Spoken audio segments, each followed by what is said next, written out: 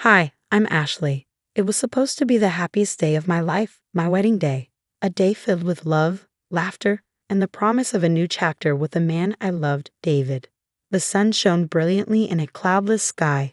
The garden was in full bloom, and our friends and family buzzed with excitement. Everything seemed perfect, or so I thought. As I walked down the aisle, radiant in my white gown, I caught sight of my father's stern face. He had never approved of David, always calling him unworthy, but I loved David, and I had hoped my dad would eventually come around. I was wrong. After the ceremony, during the reception, the tension in the air was palpable. Dad's glare at David was a silent challenge. I tried to laugh and chat with our guests, but the unease was undeniable. Then came the toasts. When Dad stood up, his voice was cold and sharp.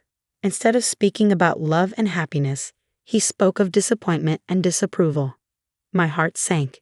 David squeezed my hand under the table, offering silent support, but Dad wasn't finished. He directed his venomous words straight at David, accusing him of being unworthy of me. David stood up, his face flushed. I love Ashley, and I will spend my life making her happy. That's more than enough, he declared. Dad snorted. You make her happy. You'll ruin her life. I stood up pleading, Dad, please, this is our day. Before I could finish, Dad's hand flew through the air and struck me across the face. A collective gasp rippled through the room. The physical pain was sharp, but the shock and humiliation cut deeper. My cheek burned as tears blurred my vision. David lunged at Dad, his voice a roar. How dare you touch her? Fists flew as their anger and hurt erupted. Uncles and cousins rushed in to separate them. But the fight spiraled out of control. The sounds of the wedding band were drowned out by shouts and crashing furniture. In the chaos, I felt a pair of arms wrap around me. It was Mom. Her eyes were filled with tears. I'm so sorry, Ashley. The wail of sirens pierced the air. The police, called by Mom, arrived and waded into the fray. They pulled Dad away, his face twisted with fury. He hurled curses as they handcuffed him and led him to the police car. The guests stood in stunned silence. The garden, once a place of celebration, now looked like a battlefield. Broken glass, overturned chairs, the remnants of what should have been a day of love. I looked at David, his lip bloodied, his eyes filled with a mix of rage and sorrow. He came over and hugged me tightly. I'm so sorry, Ashley. This isn't how I wanted our day to be. I leaned into his embrace, feeling the pieces of my heart breaking and rearranging. This was not the wedding day I had dreamed of, but it was a turning point, a moment that made me realize there was no going back. It was time to face the truth about my family, my father, and the life I was choosing with David.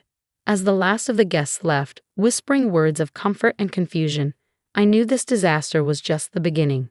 It was the start of a journey I never expected, a journey of standing up for myself, for my love, and for the life I deserved. A journey of confronting the past, seeking justice, and finding peace.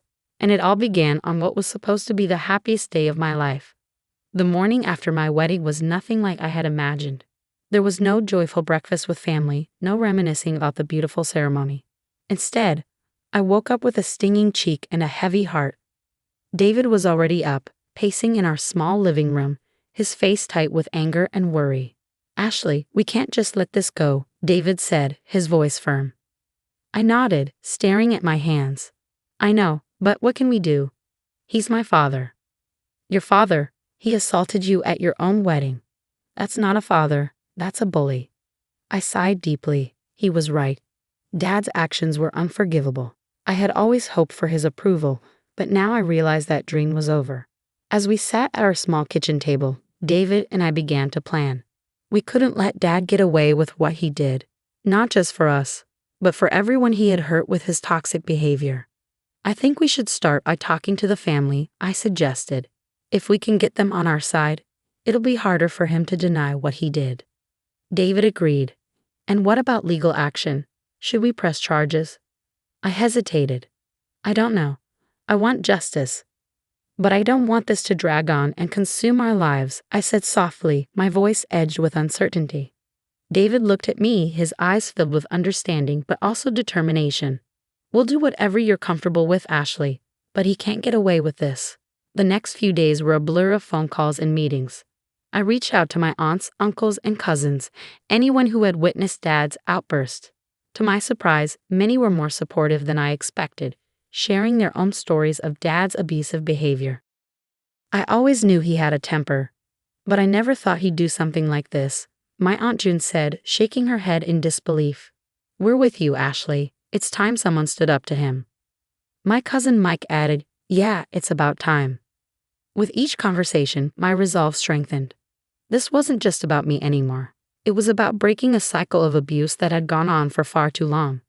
David and I also met with a lawyer, a no-nonsense woman named Miss Henderson.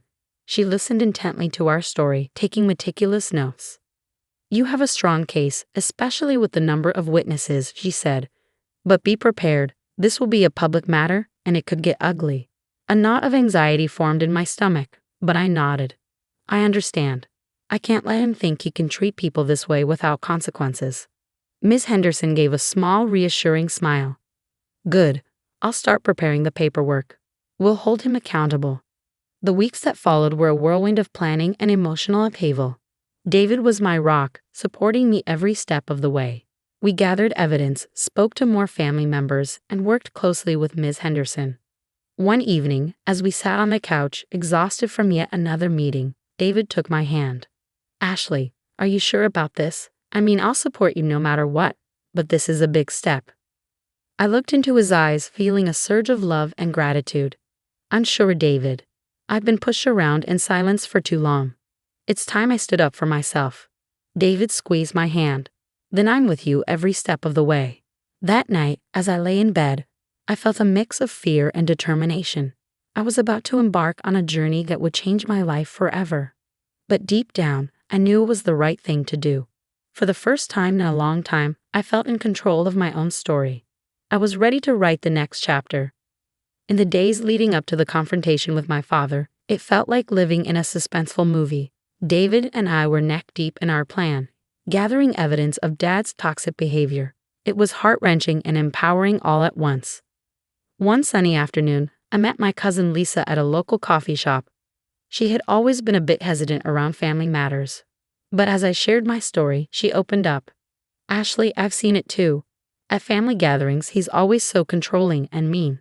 I remember once he made Tommy cry just because he spilled some juice.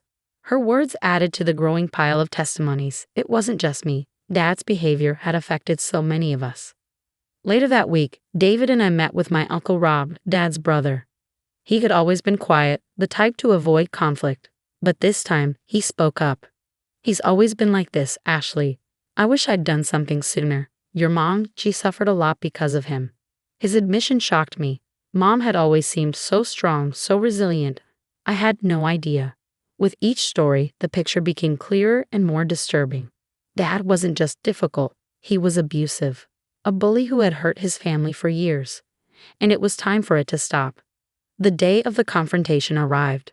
My heart pounded as David and I drove to my parents' house.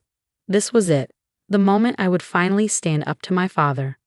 Dad opened the door, his face a mixture of surprise and suspicion. Ashley, what are you doing here?